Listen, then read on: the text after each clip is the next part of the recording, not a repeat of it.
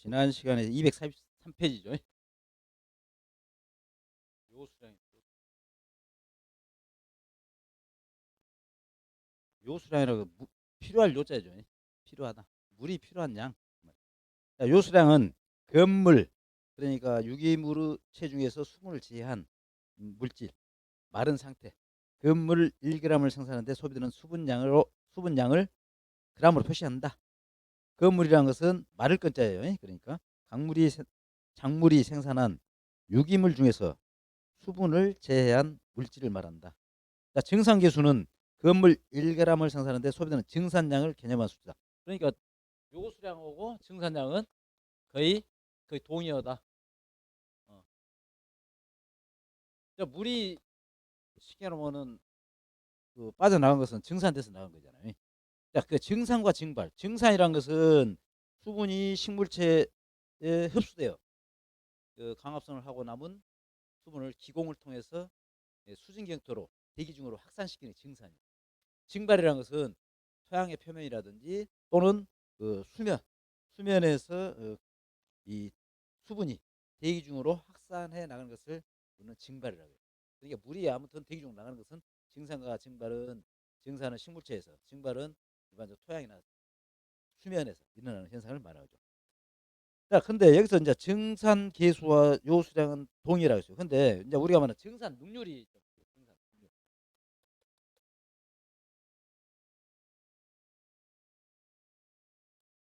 증산 능률이라는 것은 쉽게 말하면 이 수분이 일정량의 수분을, 그러니까 일정량의 수분을 증산한 일정량의 수분을 증산하여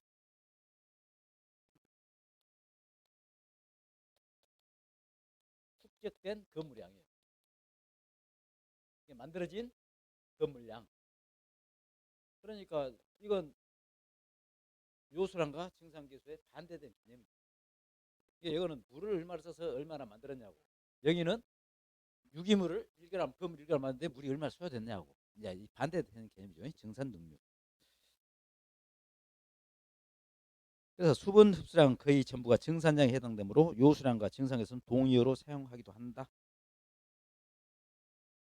자, 작물과 요수량, 이건 이제 이해 또 나고 지난번에 나고 시험 자주 어찌 보면 보너스 점수로 나오는 정도가 되는 거죠.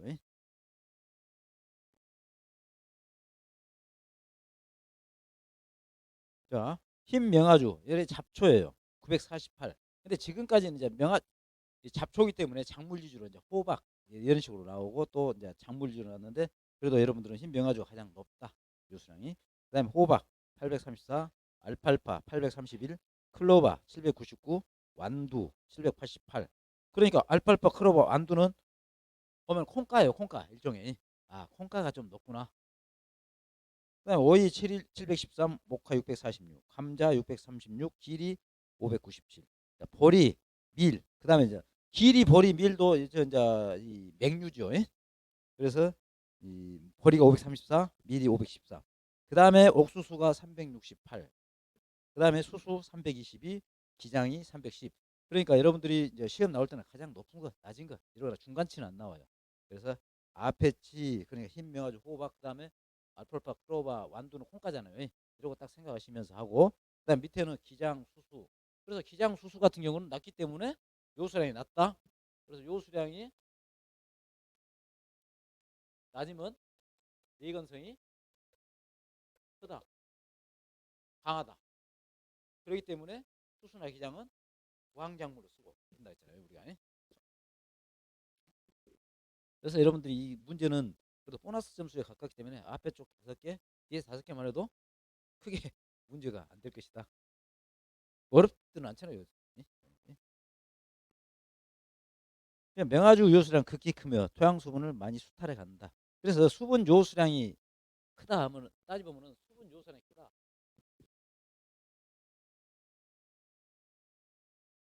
수분의 요수량이 크다. 다른 말로 하면 요수량이 크다.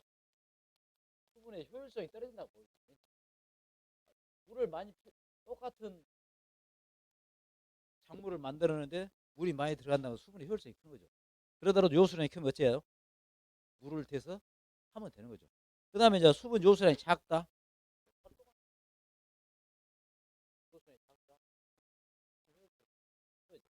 이럴 때는 이제 지금 건조 토양이나 한발 저항성이 강하기 때문에 구황작물로라든지 이렇게 대파한다든지 하는 거죠. 자, 그러면 기출보기에 작물의 건물량을 생산하는 데 필요한 수분량을 말하는 요수량이 가장 작은 것은 가장 작은 거라고 했잖아요. 호박, 완두, 오이 이쪽은 큰 편이죠. 기장이 가장 작고 그다음에 수수, 그다음에 옥수수, 그다음에 밀, 보리. 그래서 앞으로 5개, 뒤로 5개 정도는 여러분들 꼭 기억을 하시라. 자, 요수량의 지배 요인, 기후, 요수량 또는 증상계수가 작은 작물은 건조한 토양과 한발. 여기서 한발이라는 건 가뭄이에요. 한발.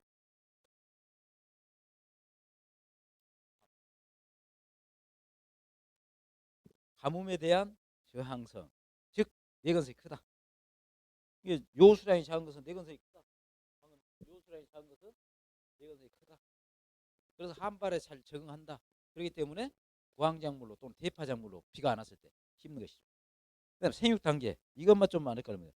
건물 생산의 속도가 크기가 크는 속도가 낮은 그 말이잖아요.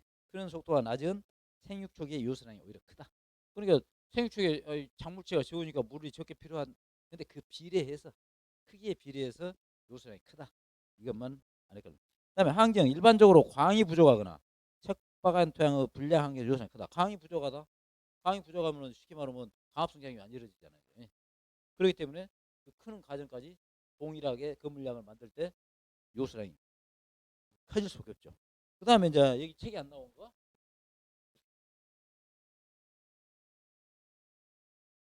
나쁜 환경 중에서 또 기상 환경이잖아요. 이때 많은 바람이 불면 그러니까 등산이 많아지기 때문에 쉽게 바람이 불어서 물에 일종의 소비가 많아지니까 작물 크기는 그 물에 들어간 만큼 안 커지고 그렇기 때문에 나쁜 환경. 우리가 다시 말하면은 이 같은 옷을 세탁해서 걸어놔도 바람이 부는 날 잘 마르잖아. 그 이야기는 증발인지 이제 그 말은 증발인데 그걸 이제 식물체에 적용하면 증산이 많아진다는 이야기죠. 그다음에 공중 습도가 저하돼.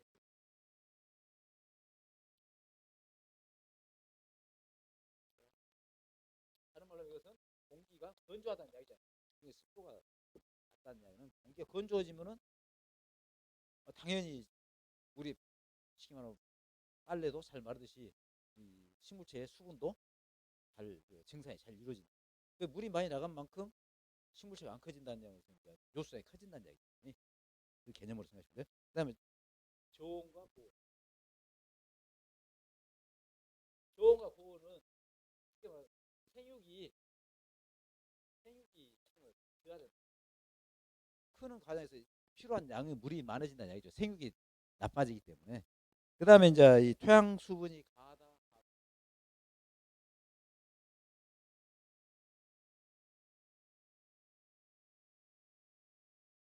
다른 말로 하면은 과습하거나 과건 할때 작물이 안 크는 거죠. 과습하면은 물론 뿌리 호흡이 안 되고 뿌리 호흡이 안 되면 약물과 수분 흡수가 저해되고 그다음에 과건한다. 과건하면은 물이 부족하기 때문에 어쨌든 간에 생육에 우리는 이 식물체에 저하를 가져오는 거죠. 시들어지고 그리고 이제 과건하면은 토양에 있는 비료 성분과 녹여서 물과 함께 흡수가 되는데 그게 안 되는 거죠. 생육이 결론은 이렇게 되면은 생육이 저하되는 거죠. 생육이 저하된다면은 건물 1g을 생산하는데 소요되는 수분의 양이 많아진다. 자, 그다음에 내건성 있는 작물의 특징. 예, 이 들어가기 전에 내건성이 강한 작물의 일반적 내건성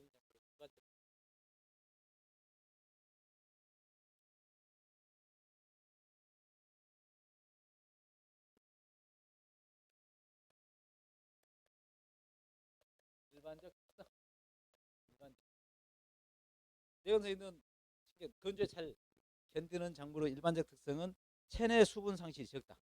체내 식물체에 가져 있는 거.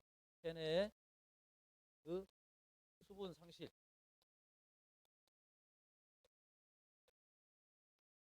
아, 예를 들어서 선인장 같은 경우는 체내의 수분을 보유하기 위해서 사막에서 건조한 사막에서 크기에서 생육하기 위해서 입이 가시로 변해서 수분을 쉽게 말하면 상실을 적게 이제 하는 거죠. 다시 말하면. 그다음에 수분의 흡수는 크다.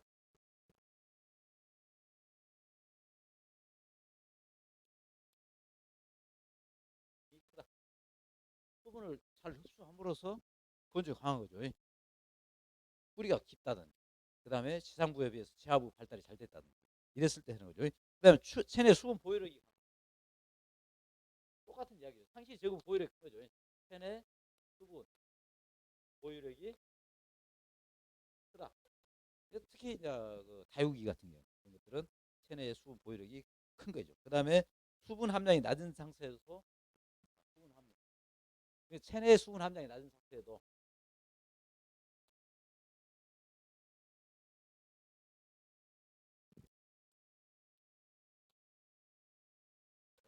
그 생리 기능이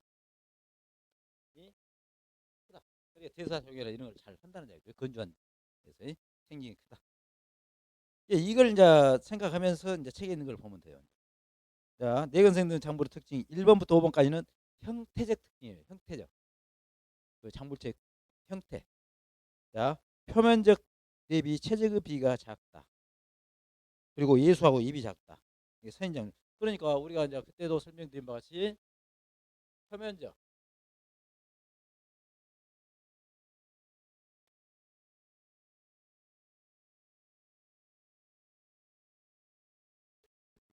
똑같이 체적이 여러 개 있는 거죠. 그 이건 이제 우리가 일반 말은 표면적 있고 표면적.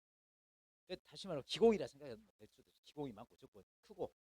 그러면 같은 물을 1리터 했는데 이건 이 작은 표면적 작기 때문에 증발이 적게 되고 이건 넓기 때문에 증발이 빨리 되고 그 관계가 결론은 요수라고 관계가 있는 거죠. 내건성 있는 작물. 그 증발이 잘 되면은 다시 보면은 서인장 가시로 여기를 생각하고 다른 건 입이 넓은 거 생각하고.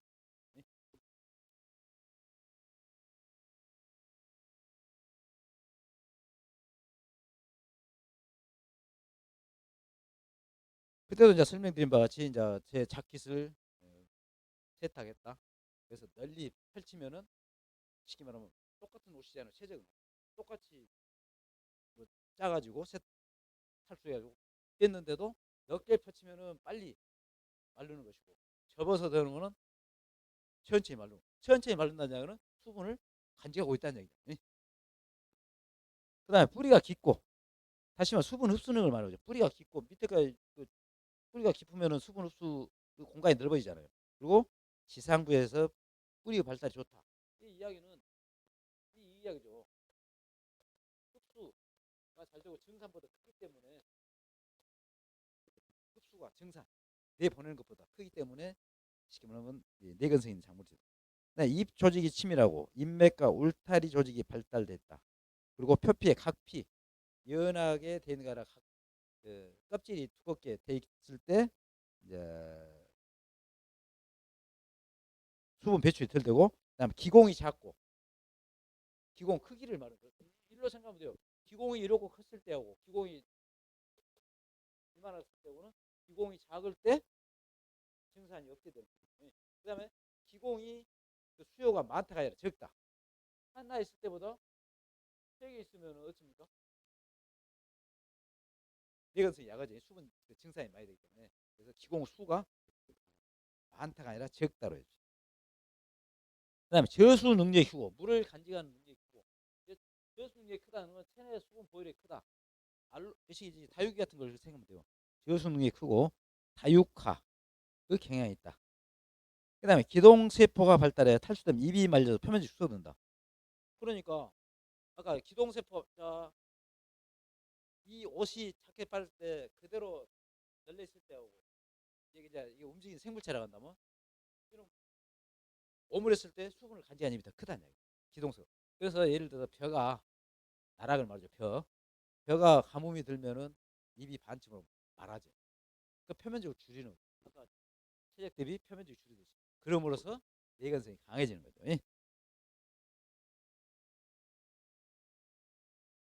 그다음에 이제 6번이 이제 6번부터 세포적 특성입니다. 세포가 작아서 함수량이 감소돼도 적기 때문에 원행질의 변형이 적다. 원행질 변형이 적기 때문에 그래도 건조에 잘 견딘다. 그 다음에 원행질 점성과 세포의 삼투압.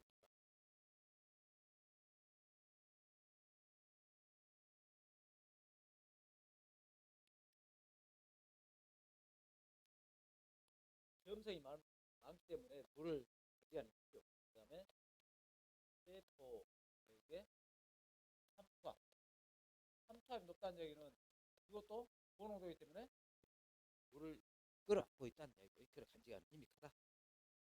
점성, 그 다음에 세포 삼. 다시 말해 이 이야기는 저기 말하는 수분 보유력이 높다고 수분 보유력, 간직하는 힘이 보유가 크다. 그 다음에 원행질막의 수분 요소 글리세린.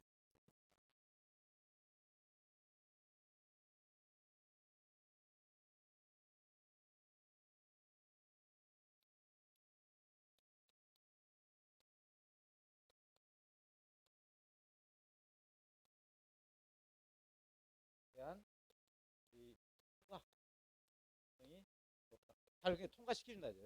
원행질막의 수분 요소 글린에 대한 투과성이 높다. 그다음 탈수될 때 원행질이 응집이더라.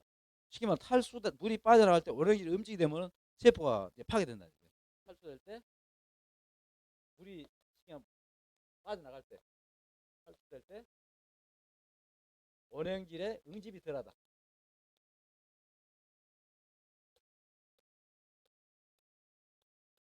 그래서 이 세포가 파괴돼서 죽는 것을 억제. 그래서 이러한 것들이 이 내건성 건조에 강하다. 다음 페이지입니다. 토양 수분 부족 및 수분 가다와 작물의 생리. 이건 이제 결론은 재해하고 관계가 되는 거잖아요. 재해. 자, 수분 부족 시 작물의 생리 이에 떠났죠. 앱시산. 앱시산은 억제 호르몬이에요. 억제 호르몬. 앱시산 식물 호르몬은 추위라든지 염, 수분이 부족할 때 합성이 촉진되어 식물이 물을 보존하는 데 중요한 역할을 한다. 수분 부족에 대한 스트레스 호르몬이죠. 특히 수분 부족에는 그 함량이 40배까지 높아진다. 그래서 앱시산은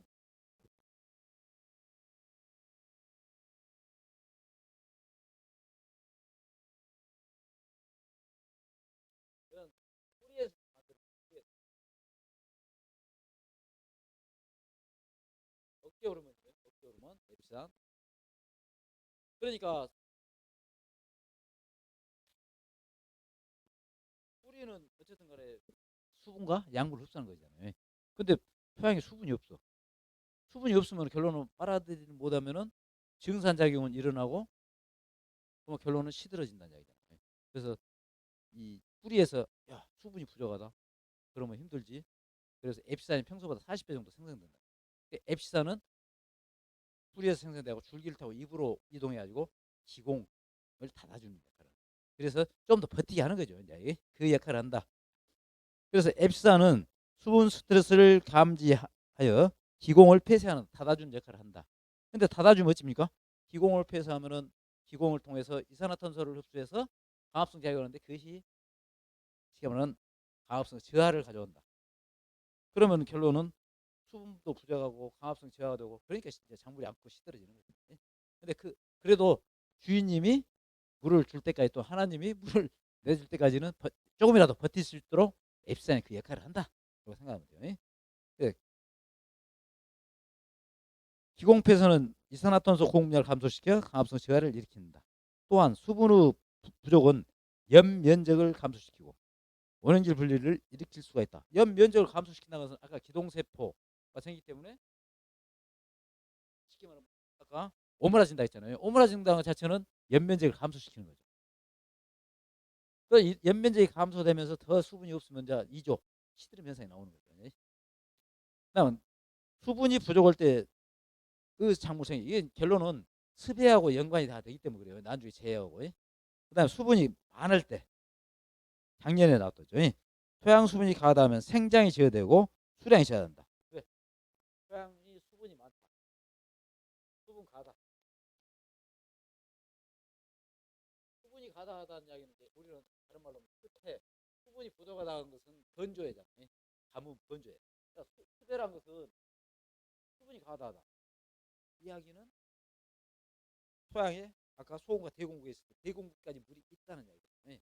그러면은 이 수배가 많으면은 결론은 산소가 부족한 거예요. 그래서 산소가 부족하기 때문에 뿌리 호흡이 잘 안 되죠. 그럼 뿌리 호흡이 잘 안 되면은 양분과 수분의 흡수가 돼야 돼요. 그러면 결론은 생육이 돼야 되는 거죠. 그러니까 이 문제는 이 수배가 시험에도 자주 나온 패죠. 그러면 수량이 져야 되는 거 당연히죠. 생육이 져야 되면 수량이 져야 되는 거예요. 그다음에 건조 후에 수분이 많이 공급되면 열과는 이제 그 열매가 쉽게 말하면 찢어져서 벌어지는 현상 이런 게 나타납니다. 그다음에 식물이 웃자라게 된다. 수분이 많으면 웃자랍니다. 수분이 많으면 수분, 질소, 과다. 그다음에 광 부족. 이때는 식물이 웃자라요. 질소를 많이 주면 영양 생장을 계속하는 것이고 광 부족은 결론은 자외선이 투과되지 않기 때문에 웃자라.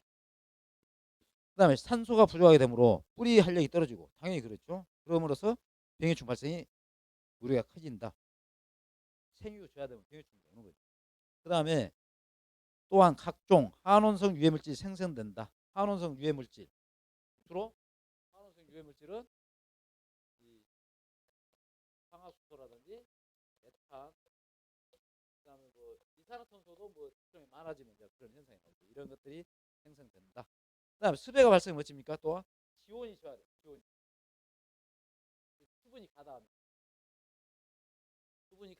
지금 다섯 번째가 되죠. 지온자. 기온이 온도가 떨어진다. 그러니까 수배가 됐다 보면 일반적으로 지하 수위가 높다 보면 돼요. 자, 우리는 지하 수위가 여름에는 시원하게 느껴지고 겨울에는 미지근하게 느껴지는 그 원인은 지하 수위가 일반적으로 15도씨로 돼요. 수온이. 그러니까 여름에 작물이 생육할 때는 어쨌든 간에 지온이 떨어지는 거죠.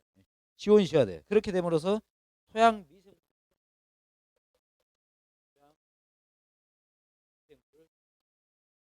활동 안 되면 어떻습니까? 유기물에 그렇죠. 분해가 안 되는 거죠. 그러면서 또한 아까 같이 항화수소나 메탄 이런 게 발생한다. 다음에 생육 초기보다 생육 성기의 스펙트가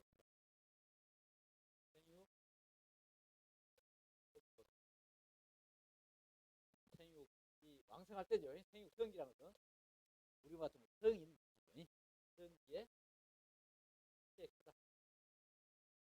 그러면 생육 초기에는 어쨌든 간에 덩치가 적잖아요.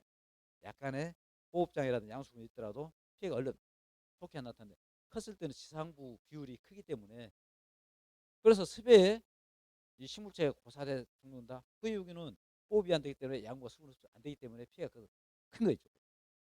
그 다음에 유기물 함량이 높은 토양, 특히 미숙 유기물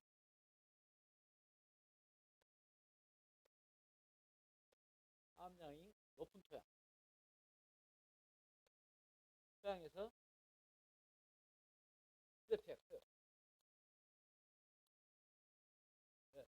유기물 특히 미숙 유기물 함량이 높은 데에서 이 미생물이 습배가 많다는 호기성 미생물이 없다는 거예요.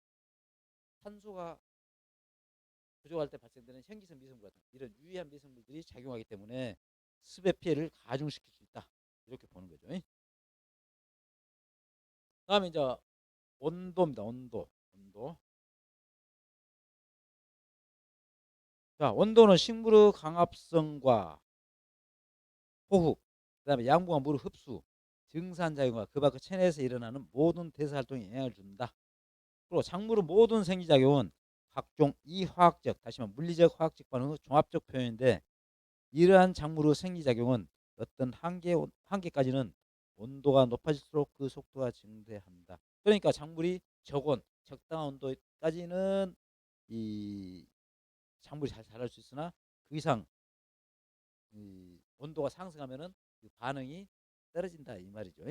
그다음에 식물은 생육 온도가 10도씨 높아지면 생육 후 활성과 정도가 2배 정도 늘어나는데 이를 우리는 온대교수 또는 Q10이라고 한다. Q10에 대해서 다시 설명은 온도가 10도씨 상승하는 데 따른 이하학적 반응이나 생리장에 대한 증가 배수, 용어만 이해만 하시면 되거든요.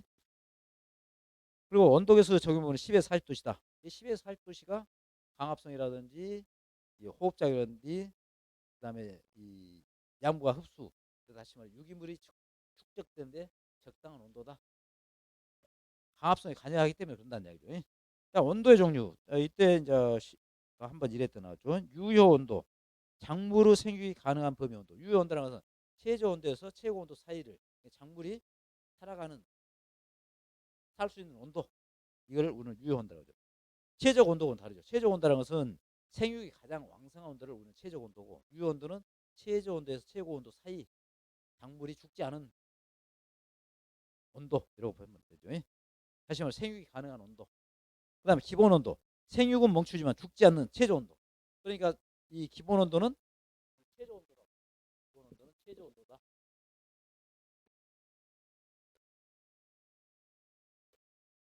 최저 온도 개념으로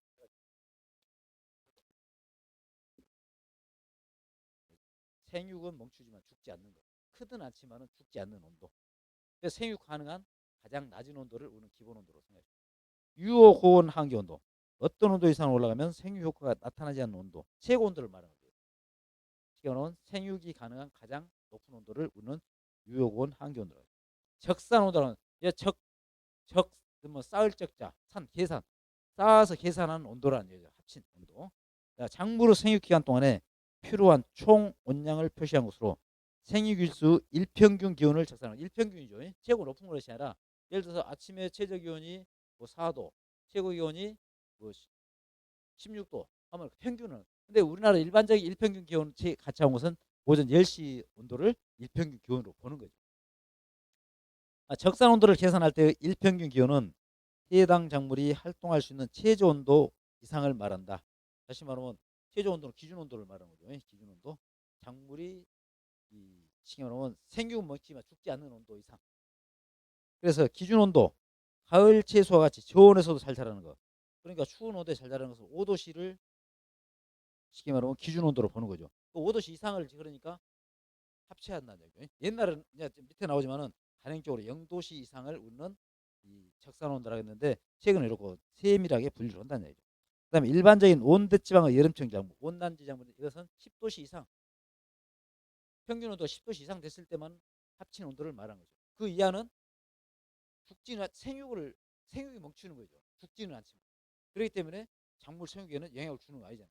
그래서 그래요. 그다음에 보온을 필요로 하는 작물 15도씨 열대 작물이죠. 자, 밑에 나왔죠. 기준 온도를 0도씨라 했을 때를 보통 우리는 보통 적산 온도라고 한다. 간행적으로 써왔다는 얘기죠. 그다음에 생육 온도일수. 자, 일평균 온도에서 작물별 기본 온도를 뺀 것으로 생육 기간 동안 하반값이다. 그래서 작물의 재배 적집 품종 선택 지표다. 그다음에 식물 기관. 일평균 기온이 5도씨 이상인 일수를 말한다. 그러니까 농작물의 재배 한계와 재배 적합지를 따지는 거죠. 예를 들어서 일평균 기온이 5도씨 이상, 사과나무 같은 경우는 한 170일 이상 돼야 한다는 거예요. 그런 데가 재배 적지가 될 수 있다. 그래서 이 식물 기간이 하나의 작물 재배 적지를 선정하는 데 기준이 될 수 있다. 그다음에 봄철 월동 작물의 생육 시작 조건이다. 식물 기간이기 때문에. 그다음에 가을철 가수 영년생 작물의 재배갈 지표다. 그래서 식물 기간과 생물 기간을 같이 했는데 약간 달라요.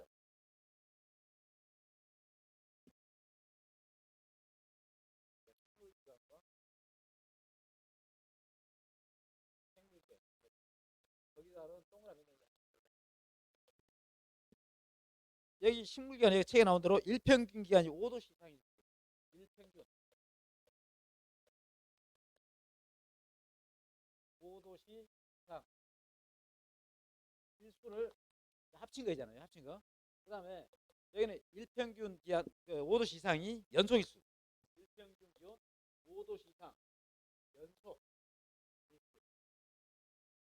자, 이렇게 됐을 때, 자, 이렇게 보면은, 자, 2월 달, 2월, 여가 10일, 20일, 여 말일 28일, 28일. 자, 이때 일평균 여기 15일, 여기 때 15일이랍니다. 이때 평균이 4도씩 합니다. 4도씩 하루에. 그리고 이때는 그래도 5도씩 이상이라고 나오고 여기만 4도씩. 그리고 여기는 계속해서 5도씩 이상이. 그러면 제가 28일로 봤을 때 여기는 식물 기간은 여기 하루만 빼는 것이고. 그러면 27일이잖아요. 그 식물 기간은 27일이죠. 예를 들어 27일. 그러나 여기는 야 15일 날이니까 여 밑에 있던 걸 다 필요 없는 거예요. 연속일수니까. 생물기간. 그러면 내가 15일이면 여기는 13일이에요. 그러니까 이 생물기간은 식물기간보다 짧다. 이러고 싶어요.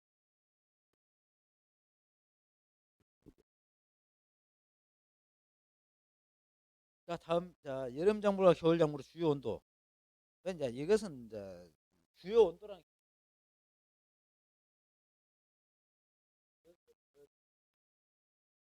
주요 온도에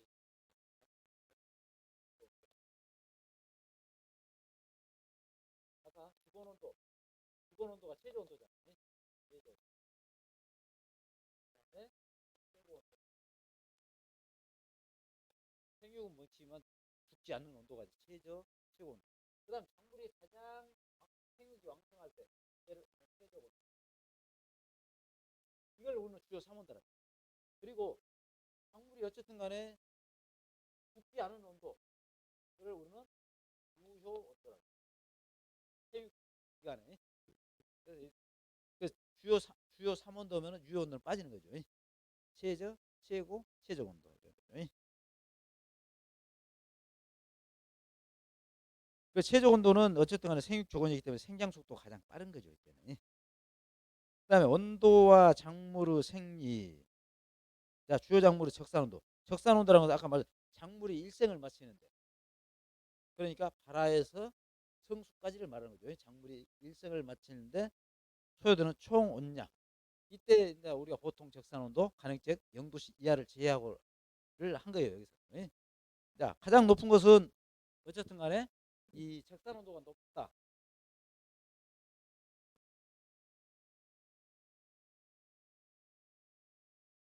적산 온도가 이 높은 것은 일반적으로 생육 온도가 높고 그리고 생육일수가 많을 때 그러잖아요. 적산 쌓인 것이니까 생육하는데 온도가 높고 생육하는 기간이 길면 적산 온도가 높고 그래서 일반적으로 여름 작물이면서 생육기간이 긴 작물들이 적산 온도가 높은 거예요. 벼는 보통 150일 또는 160일이잖아요. 이기 때문에 이 이제 최고는 일반적으로 조생종과 만생종 품종에 따라 다르기 때문에 이런 거죠. 그래서 최고 나오는데 벼가 제일 높다. 여름 작물이잖아요. 담배도 여름 작물. 그래서 3,200, 3,600. 아마가 2,600에서 2,850. 완두가 2,400, 3,000. 옥수수도 여름 작물이잖아요. 그래 가을에 수확. 대신 옥수수는 생육기간이 좀 짧은 거죠. 조도 생육기간이 좀 짧은 것이고. 강낭콩, 기리, 가을보리, 봄보리. 가을보리는 월동형 작물이잖아요. 기리도 마찬가지고. 그러니까 생육 온도가 낮은 거죠. 겨울이기 때문에. 그래서 온도가 낮아요.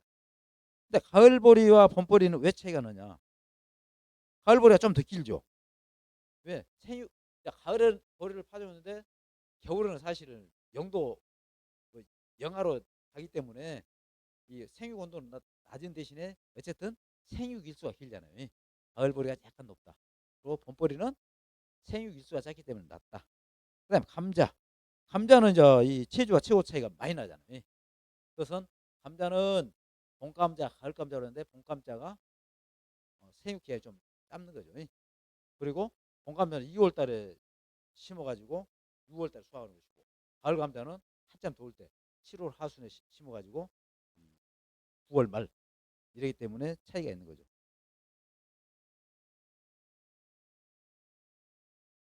그다음에 메밀은 천에 천이.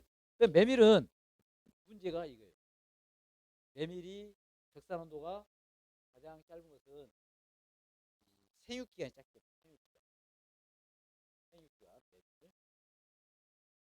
생육 기간이 짧다. 며칠? 68일에서 73일. 그래서 이 메밀이 대파 작물을 쓰는 거예요. 그래서 여러분들이 여기도 앞에서 뭐 제가 봤을 때는 한 3개, 뒤에서 3개 정도만 알아도 문제 푸는 데는 어려움이 없습니다. 그다음에 혼행성 작물과 호원성 작물 온도가 관계되잖아요. 이것도 시험에 나온 거죠. 혼행성 작물 7 내지 15도씨 냉온에서 잘 자라는 작물, 낮은 온도에서. 가수는 사과배, 자두. 그다음 채소는 시금치, 상추, 양배추, 무, 당근, 감자, 딸기, 마늘, 양파 등. 그다음에 호원성 작물 18 내지 24도씨 난온 따뜻한 온도에서 잘 자라는 작물. 복숭아, 살구, 참외는 채소로 들어가야 됩니다. 참외를 채소로 돌려주시고, 무화과, 감. 그다음 채소는 고구마, 토마토, 가지, 고추, 생강, 오이, 수박, 호박 등. 자, 이걸 이제 우리가 보면